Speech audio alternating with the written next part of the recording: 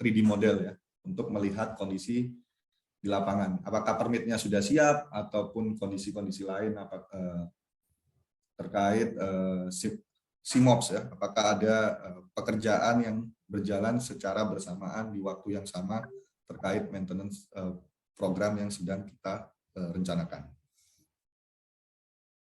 Oke, data online juga kita bisa akses melalui 3D model. Oke. Jadi kurang lebih seperti itu ya.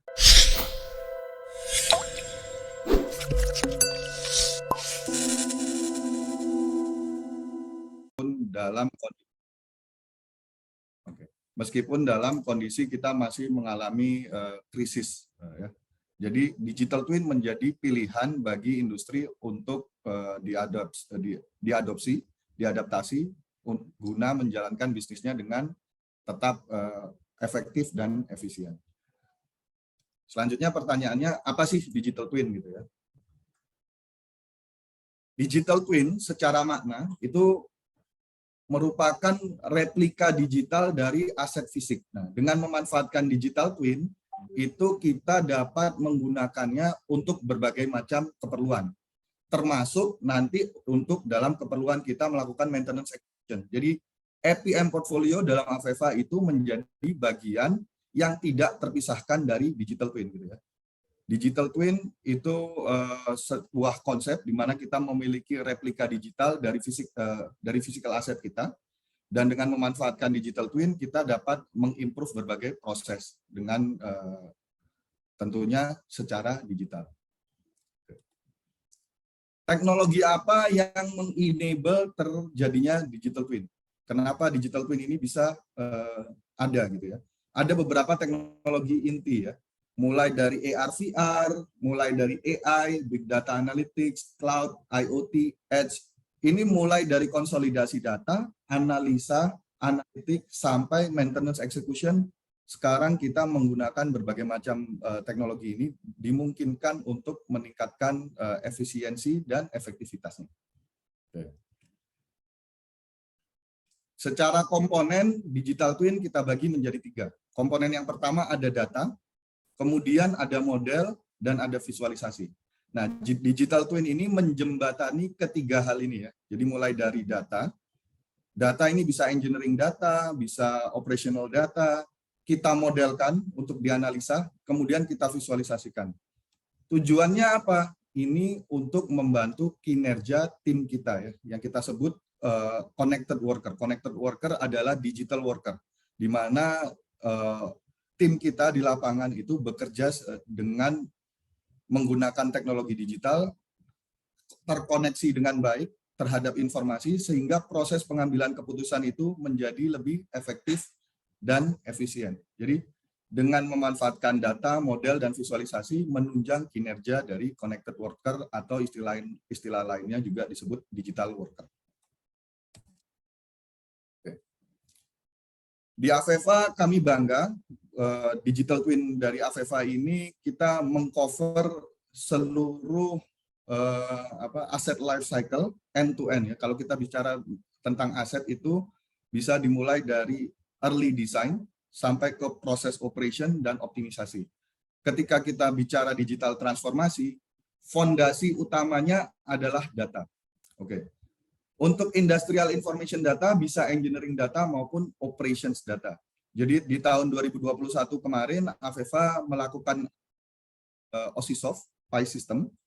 Ini mungkin bisa disebut sebagai market leader untuk operation data management, sehingga melengkapi portfolio AVEVA baik dari engineering, data collection, aggregation, storage, and contextualization, sampai juga operation data management, real-time data collection, aggregation, contextualization, events, and self-service service. Ini semua sudah menjadi fondasi kita dalam melakukan digital transformasi. Dengan memanfaatkan data ini baik secara engineering dan operations, tergantung pada stage mana life cycle daripada aset kita berada, kita bisa memanfaatkannya ya.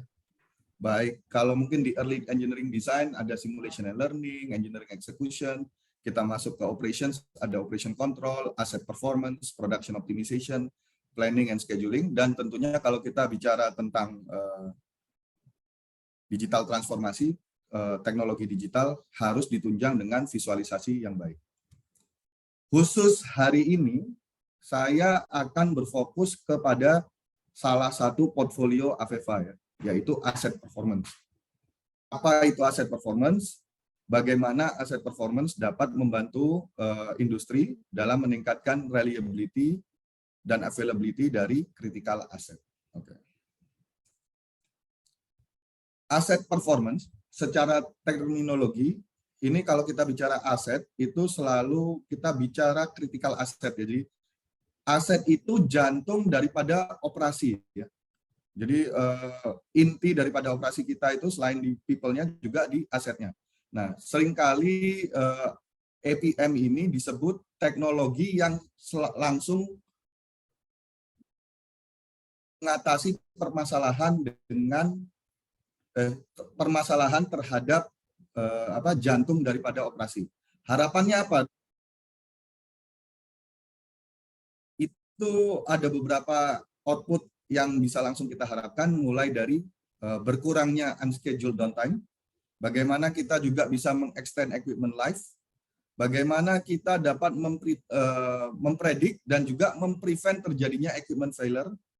Kita juga bisa mengidentifikasi underperforming assets, meningkatkan aspek safety daripada operations kita, dan juga tentunya meningkatkan optimasi dari maintenance planning, ya, sehingga utilisasi aset juga meningkat, dan secara cost maintenance kita juga menjadi lebih optimal, ya. Jadi memang dia langsung teknologi yang langsung menyentuh terhadap jantung daripada operasi.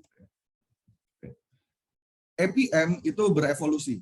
APM secara konsep, karena APM itu bukan spesifik teknologi. APM itu sebuah dunia gitu ya. Nah, APM yang pertama itu APM 1.0 itu masih paper based, di mana kita melakukan semuanya based on paper gitu ya.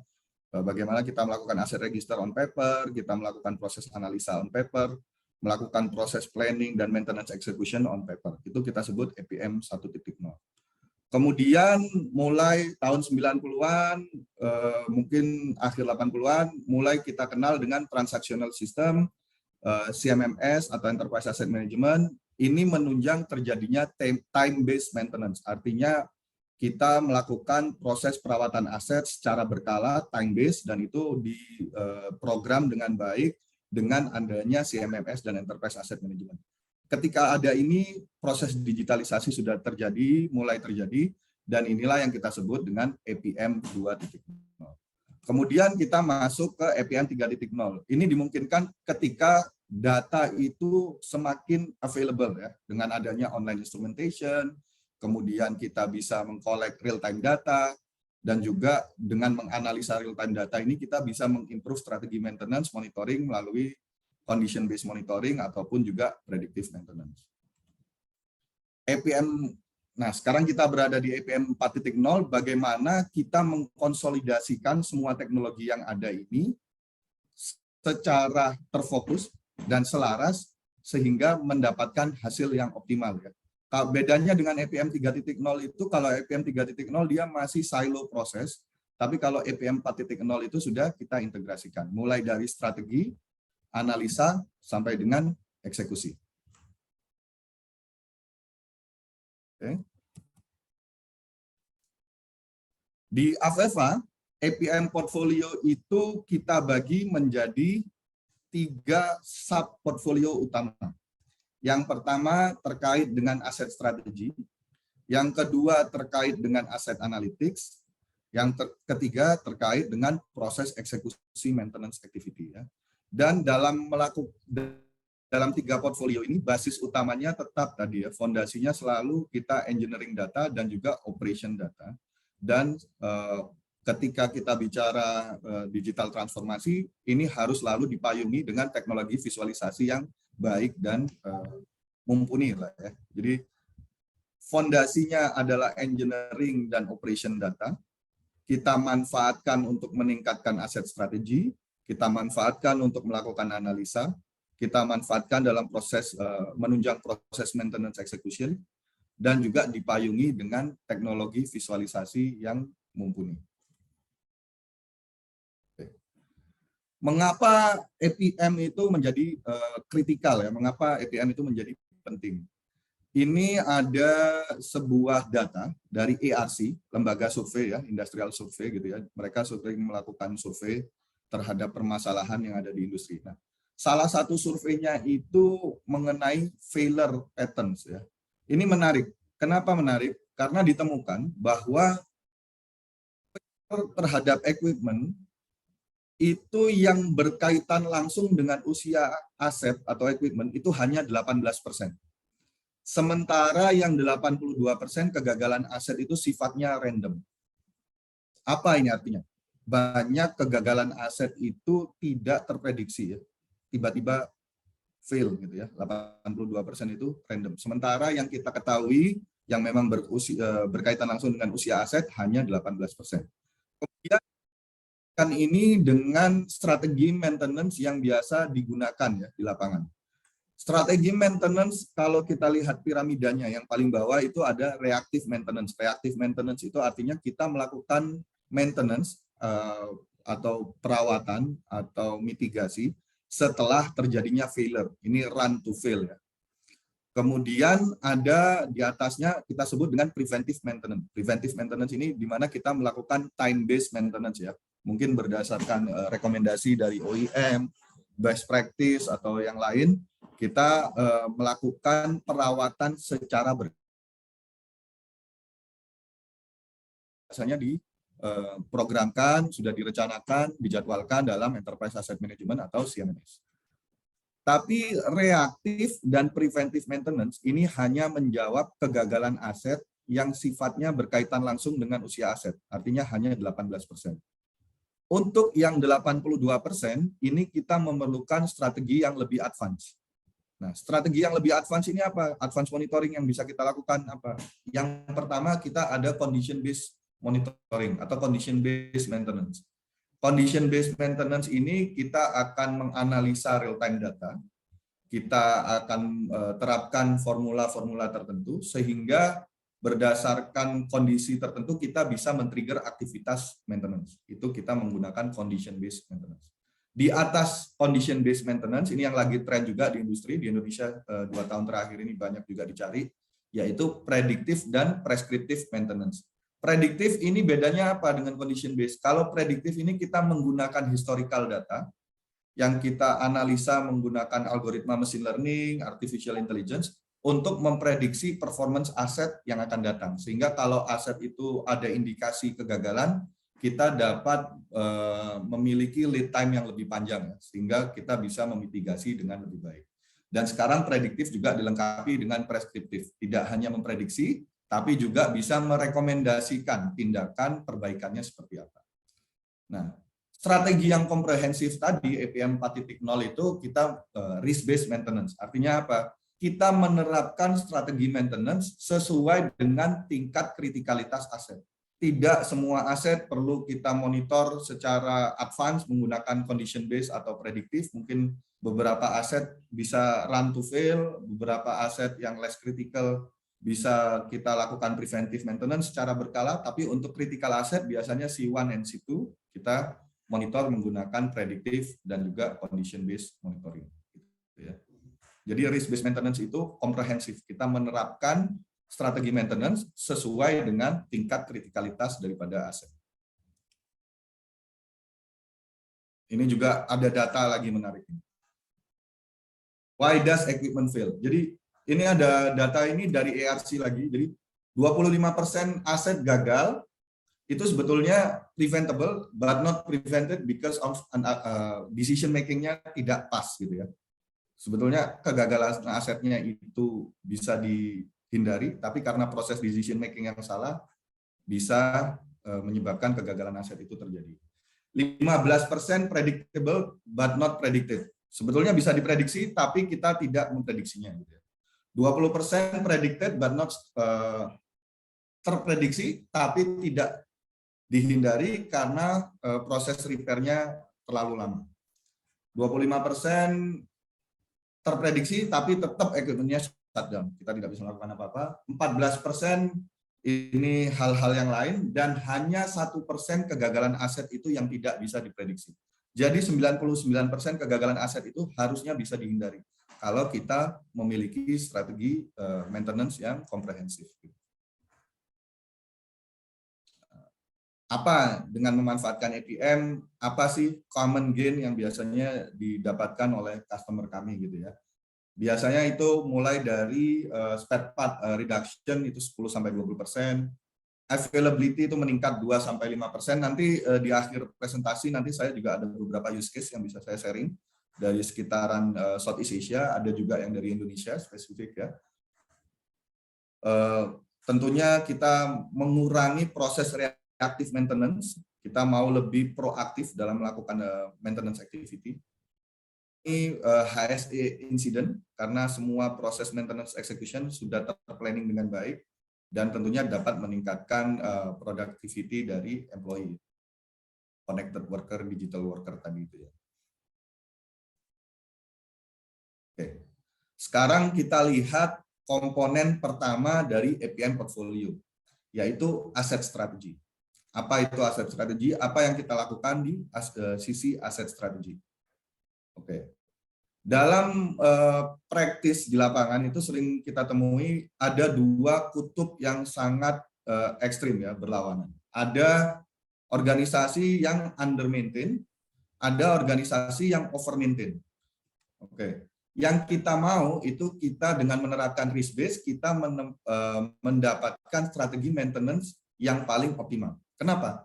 Kalau under maintain itu apa sih yang dicari? Biasanya maintenance budgetnya rendah. OPEX untuk maintenance itu rendah, tapi kita terekspos terhadap resiko kegagalan aset yang besar, sehingga sering terjadi kita firefighting ya. Karena jadi bisa kita juga terekspos terhadap resiko rendahnya reliability ataupun availability daripada aset karena asetnya under maintain. Di kutub ekstrim yang lain itu ada yang over maintain. Kalau over maintain, reliability, availability-nya bagus, tapi di sisi lain juga maintenance cost-nya, budgetnya tahunan juga menjadi tinggi. Nah, dengan menempatkan aset strategi secara baik, itu yang kita inginkan kita bisa membalance risk, cost, dan performance untuk tetap mencapai KPI kita. Nah, yang bisa kita lakukan di sini apa? Ya, banyak ya, misalnya RCM, spare part optimization, FMICA, dan di AVEVA kami punya tools untuk membantu customer kami meningkatkan maintenance strateginya. Ini mungkin nanti Mas Adi juga bisa nambahin, Tiara Febrasindo mungkin juga bisa bermain di area ini ya, sebagai service meningkatkan maintenance strategi. Gitu ya. Oke. Yang kedua, setelah kita memiliki strategi maintenance yang optimal, itu kemudian kita memasuki ke aset analitik. Tadi saya sempat sentuh. Aset analitik itu ada beberapa ya, mulai dari condition monitoring, di mana kita melihat real-time data, kita analisa, kita terapkan formula-formula tertentu, sehingga kalau formulanya terpenuhi, kita bisa men-trigger aktivitas maintenance untuk melakukan mitigasi. Kemudian ada predictive asset analytics, ini yang lagi ngetrend sekarang, cukup banyak diminati di Indonesia. Ini kita menggunakan machine learning, artificial intelligence, untuk mempelajari historical data daripada aset, sehingga kita bisa memprediksi performance aset di masa yang akan datang. Ya. Harapannya apa? Kalau ada indikasi kegagalan, kita bisa mendapatkan informasi lebih dini. Ya. Kemudian ada intelligence. Intelligence ini information in context untuk kita melakukan decision support ya. Sebagai decision support system gitu ya, terhadap KPI maupun juga terhadap optimasi dari tenaga kerja kita.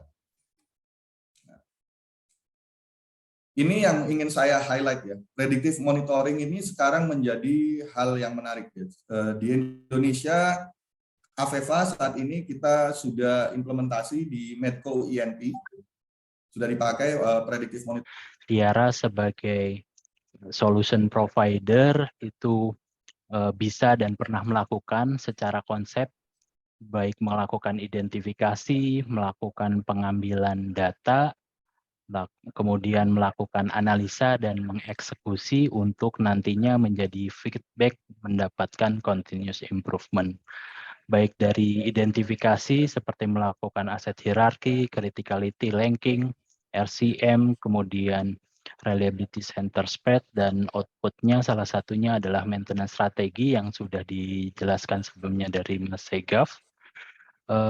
Dan data yang diambil baik melakukan metode portable seperti vibration analyzer, oil analysis, partial discharge maupun teknologi-teknologi lainnya, dan juga implementasi online monitoring dan wireless, terutama juga implementasi APM terkait dengan mobile inspection juga menjadi data yang penunjang ya yang bisa dilakukan sehingga analisa atau eksaminasinya itu lebih komprehensif.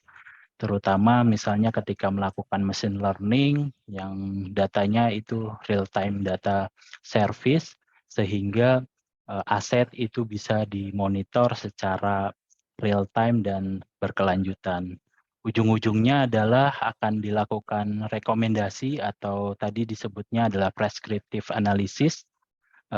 Harapannya adalah preskriptif atau resepnya itu bisa langsung dan bisa dilakukan eksekusi. Tentunya nanti dari tim lapangan, misalnya tim maintenance, itu akan memberikan feedback dari digital maintenance record yang sudah ada, sehingga dari feedback itu bisa menjadi continuous improvement untuk melakukan FMEA atau RCM.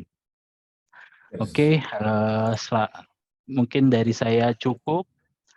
Sebelumnya saya ucapkan terima kasih kepada Mas Segaf karena sudah bersedia untuk meluangkan waktunya pada siang hari ini. Untuk Bapak-Bapak dan Ibu yang ingin menyampaikan pertanyaan lanjutan, silahkan bisa di email ke kontak dari Tiara. Saya rasa cukup, Mas. Mungkin sebelum ditutup ada pesan.